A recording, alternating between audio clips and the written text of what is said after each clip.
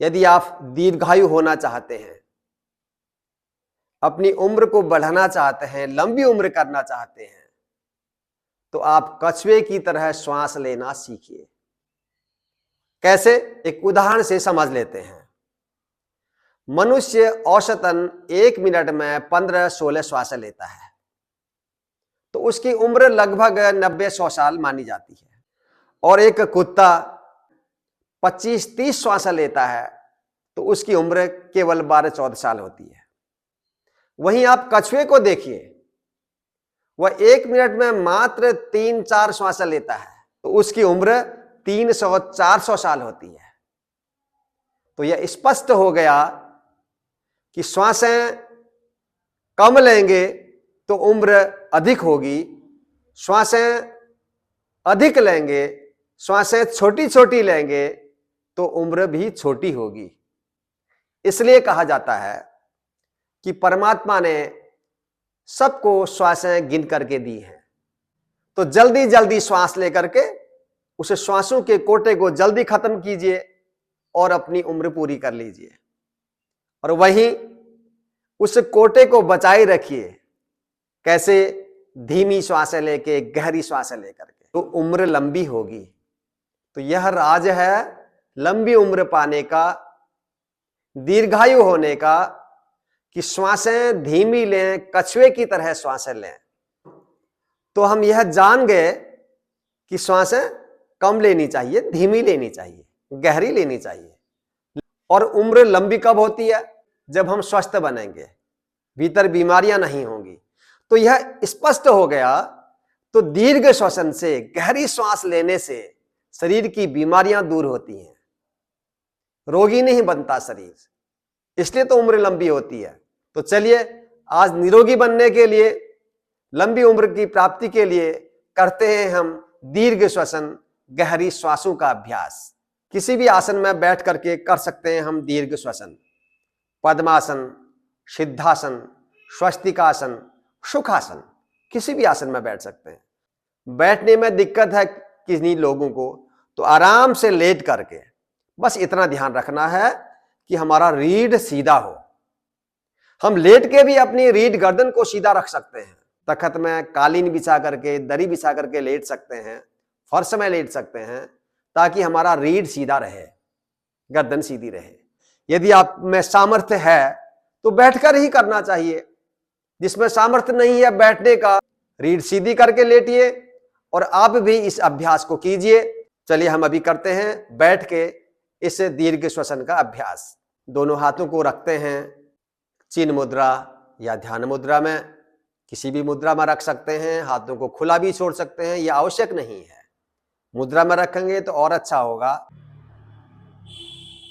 रीढ़ को सीधा किया, आंखें हल्के से बंद, चेहरे की मांसपेशियों को ढीला छोड़ेंगे, मन को शांत और एकाग्र करने का प्रयास। श्वासें जैसी चल रही हैं, केवल श्वासों को देखना है, अवलोकन करना है, ताकि मन की एकाग्रता बढ़े। नासिका से धीरे धीरे श्वास भरें। आरंभ में बहुत लंबा नहीं भर पाएंगे, फिर भी 5 सेकंड से 10 सेकंड तक आपको श्वास अंदर भरने में लगे और फिर धीरे धीरे श्वास को बाहर छोड़ना है। और श्वास को बाहर छोड़ने में इससे अधिक समय लगे। जब श्वास भीतर जाएगा तो अपनी श्वास नली में श्वास को अनुभव करते हुए धीरे धीरे नीचे उदर तक श्वास को महसूस करना है। फेफड़े के निचले हिस्से तक श्वास को भरने देना है और पेट को थोड़ा सा बाहर निकलने दीजिए, सीने को भी बाहर निकलने दीजिए। श्वास जब बाहर छूट रहा है तो पेट अंदर की ओर दब रहा है, छाती भी अंदर की ओर दब रही है। श्वास भीतर जा रहा है, अनुभव करते रहें। श्वास बाहर छूट रहा है, अनुभव करते रहें। भीतर जाती हुई श्वास के साथ फेफड़े का विस्तार हो रहा है और बाहर छूटती श्वास के साथ फेफड़े का संकुचन हो रहा है, उसको अनुभव करते रहना है। आप एक हथेली अपने उदर में, दूसरी हथेली अपने सीने में रख करके अनुभव कर सकते हैं कि श्वास जब भीतर जा रहा है तो हथेलियां बाहर की ओर आ रही हैं, श्वास बाहर छूट रहा है तो अंदर की ओर दब रही है। गहरी श्वासें लेने के अद्भुत लाभ हैं, शारीरिक स्तर पर भी और मानसिक स्तर पर भी। यह एक नेचुरल पेन किलर है। दर्द की अनुभूति कम होती है इसके अभ्यास करने से। ब्लड का फ्लो बढ़ जाता है, इम्यूनिटी इंक्रीज हो जाती है, रोग प्रतिरोधक क्षमता बढ़ती है, तनाव कम होने लगता है, नींद अच्छी आने लगेगी और एनर्जी का लेवल बढ़ जाता है। बॉडी डिटॉक्सिफाई होती है, डाइजेशन इम्प्रूव होता है और शरीर और मन को रिलैक्सेशन मिलता है, आराम मिलता है। और सबसे बड़ा लाभ यह है कि उम्र लंबी होती है डीप ब्रीदिंग के अभ्यास से। विश्राम, सहज हो जाएं। स्वाभाविक रूप से जो श्वासें चल रही हैं केवल उसे अनुभव करें।